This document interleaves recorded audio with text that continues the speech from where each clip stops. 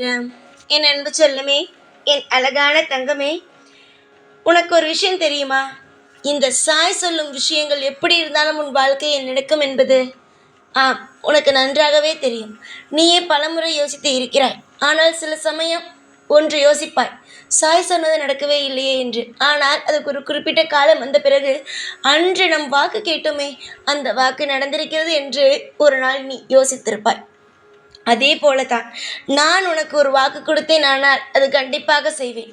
உனக்கு நான் இன்று ஒரு சத்தியமான ஒரு சூட்சமமான வழியை சொல்லப் போகிறேன். பணத்தை ஈர்க்கும் வழி. அந்த லக்ஷ்மி தேவியிடம் இருக்கும் பணமானது அனைத்தும் அப்படியே இழுத்து வந்து உன் வீட்டில் வந்து நிலையாக தங்க நான் உனக்கு ஒரு சூட்சமமான விஷயத்தை சொல்லப் போகிறேன். சூட்சமமான விஷயம் என்பது எப்படி? யாருக்கும் தெரியக்கூடாது.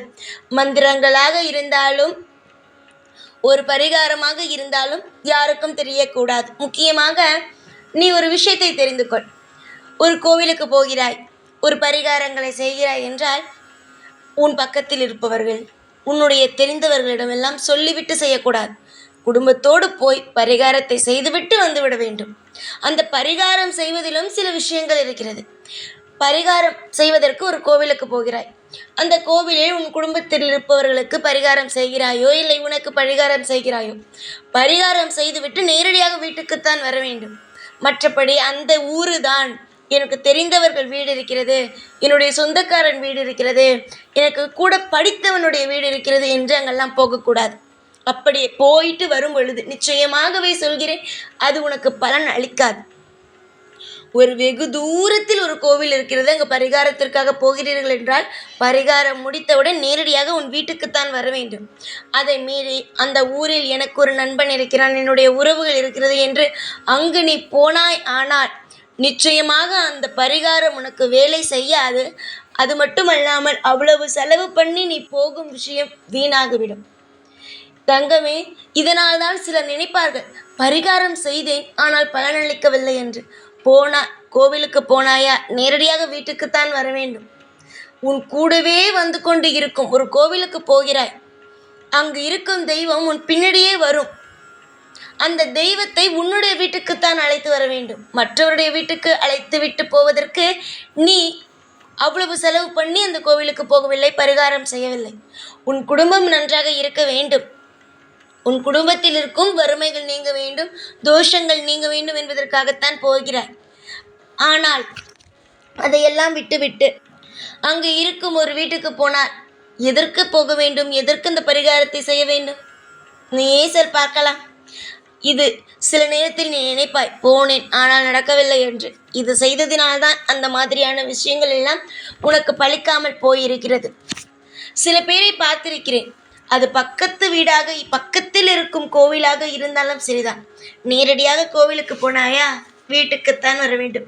அடுத்தவர்கள் வீட்டுக்கெல்லாம் போகக்கூடாது. இதுவே ஒரு கடைக்கு கோவிலுக்கு போகிறாய், வரும் பொழுது ஒரு கடையில் ஒரு பொருளை வாங்க போகிறாய் என்றால் அது வேறு, அது கடை. ஆனால் ஒருவனுடைய வீட்டுக்கு என்பதை போகக்கூடாது. இதை நன்றாக ஞாபகம் வைத்துக்கொள்.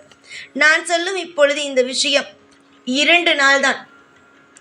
இந்த மந்திரத்தை நீ இன்று சொன்னால் 10 மணிக்குள் நீ சொல்லிவிட்டாய், ஆனால் 2 நாள் தான். இன்றைய நாள், நாளைய நாள், நாளை மறுநாள் உன்னுடைய வாழ்க்கையில் நீ தேடிக்கொண்டு இருக்கும் பணம், அதுவும் அவசரமாக தேடுகிறாய் அல்லவா? மறுநாள் உணவுக்கு என்ன செய்வேன், உடை வாங்க வேண்டும், பிள்ளைகளுக்கு பள்ளிக்கு பணம் கட்ட வேண்டும் என்று எத்தனையோ உனக்கு தேவைகள் இருக்கிறது. எத்தனையோ விஷயத்தில் நீ கடனை வாங்கி வைத்திருக்கிறாய், அதற்கு கட்ட வேண்டும் என்று. உனக்கு எதற்கெல்லாம் பணம் அவசரமாக தேவைப்படுகிறதோ அந்த அனைத்து விஷயத்திலும் உனக்கு பணமானது கிடைக்கும். கண்டிப்பாக நீ இதை செய்யும் பொழுது பணமானது ஈர்த்து உன்னிடம் கொண்டு வரும். இப்பொழுது நான் சொல்லும் மந்திரம் உன் வாழ்க்கையையே மாற்றும், உன்னுடைய தலை எழுத்தையே மாற்றும்.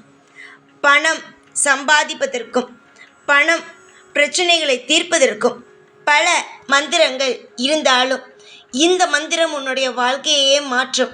ஒன்று, ஓம் மகாலட்சுமியே நமக என்ற மந்திரத்தை நீ சொல்லலாம். இன்னொன்று, ஓம் குபேரனே நமக என்ற மந்திரத்தையும் நீ சொல்லலாம். ஏதாவது ஒரு மந்திரத்தை நீ சொல்லும் பொழுது உன்னுடைய வாழ்க்கையில் நிச்சயமாக நிறைய பிரச்சனைகள் தீருகிறது. பணப்பிரச்சனையில் இருக்கும் ஒவ்வொன்றும் தீருகிறது. நான் இப்பொழுது சொன்ன ஓம் மகாலட்சுமி நமக என்ற மந்திரம், மகாலட்சுமியை நினைத்து இந்த மந்திரத்தை ஜெபிப்பதன் மூலமாக பண வரவையும் செல்வத்தையும் பெருக்கலாம்.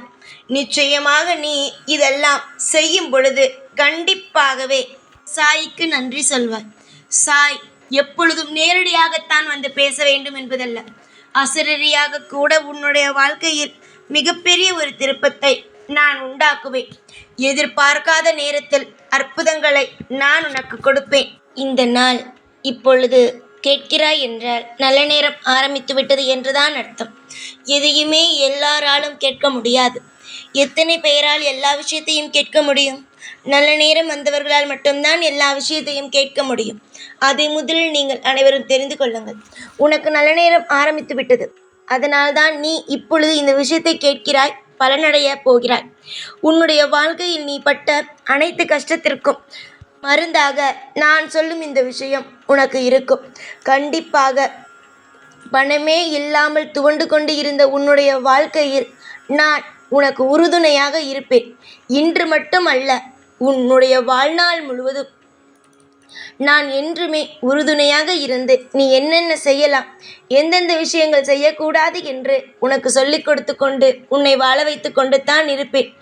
நிறைய பொறாமைகளோடு இருந்தாய். நிறைய, அதாவது மற்றவர்கள் வாழ்க்கையில் இது நடந்ததே அது நடந்ததே என்று அவ்வளவு மன வருத்தத்தோடும் எண்ணத்தோடும் இருந்தாய். ஆனால் நான் உன்னுடைய வாழ்க்கையில் நீ அடுத்தவர்கள் வாழ்க்கை இப்படி நடக்கிறது, என் வாழ்க்கை மட்டும் இப்படி நடக்கிறது என்று சொல்லவே முடியாத அளவுக்கு உன்னுடைய வாழ்க்கையில் மிகப்பெரிய ஒரு திருப்பத்தை தரத்தான் போகிறேன். பொறுமையோடு இருங்கள், நல்லதொரு வாழ்க்கை கிடைக்கும். யாருக்கும் எப்பொழுதும் வாழ்க்கை கிடைக்காமல் எல்லாம் போகாது. நல்லதொரு வாழ்க்கை கிடைக்கும். நிச்சயமாக நீங்கள் அனுபவித்து கொண்டு இருக்கும் ஒவ்வொரு விஷயத்திலும் நான் இருக்கிறேன். உங்களுக்கு தேவைப்படும் ஒவ்வொன்றையும் நான் செய்து கொண்டு தான் இருக்கிறேன். சந்தோஷமான வாய்ப்பை எப்பொழுதும் விட்டுவிடாதீர்கள். ஒரு முறை உங்களுக்கு ஒரு விஷயம் தெரிய வந்தது என்றால், ஒரு முறை நம்பிக்கையோடு, தெய்வத்தின் மீது இருக்கும் நம்பிக்கையோடு செய்துதான் பாருங்களேன், வாழ்க்கை எவ்வளவு அழகாக இருக்கிறது என்று. அற்புதமான விஷயத்தையும் அற்புதமான நிறைய நல்லதுகளையும் நான் உனக்காக செய்வேன்.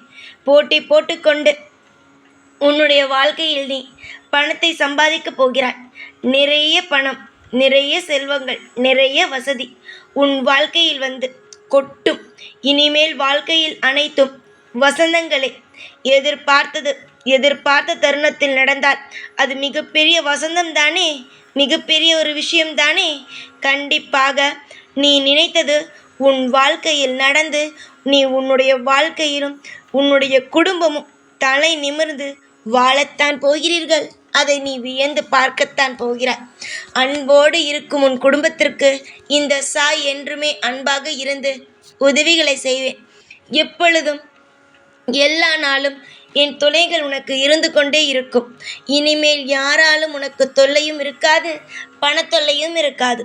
2 நாள், இத்தனை நாள் பொறுத்து விட்டாய். 2 நாள் இந்த ஒரு மந்திரத்தை சொல்லி நீ வேண்டிய பிறகு நிச்சயமாக நீயே உடனுக்குடன் உனக்கு பணம் கிடைப்பதை நீயே உணர்வாய். நம்பிக்கையோடு இருங்கள். சகல விஷயத்தையும் நீங்கள் பெறுவீர்கள். நாளுக்கு நாள் இன்பங்கள் வரட்டும், செல்வங்கள் உங்களுக்கு கிடைத்து கொண்டே இருக்கட்டும் என்று நான் உங்களுக்கு என்றுமே உங்கள் வாழ்க்கையில் துணை இருப்பேன். எப்பொழுதும் எல்லா நாளும் உங்கள் கூடவே இருப்பேன். இந்த சாய்நான். ஓம் சாய்ராம்.